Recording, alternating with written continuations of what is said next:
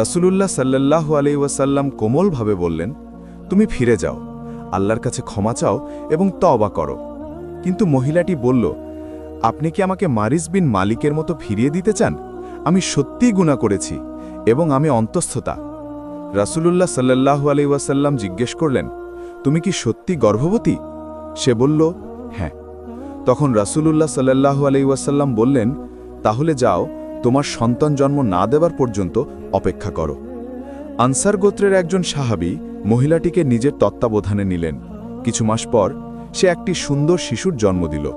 ওই সাহাবী নবীজির কাছে এসে খবর দিলেন, হে আল্লাহর রাসূল, সে সন্তান জন্ম দিয়েছে। তখন নবীজি বললেন, এখনও তাকে শাস্তি দেওয়া যাবে না, কারণ বাচ্চাটিকে দুধ পান করানোর মতো কেউ নেই। তিনি মহিলাটিকে বললেন, তুমি ফিরে যাও, বাচ্চাকে দুধ খাওয়াও এবং যখন সে দুধ ছাড়বে তখন আমার কাছে এসো।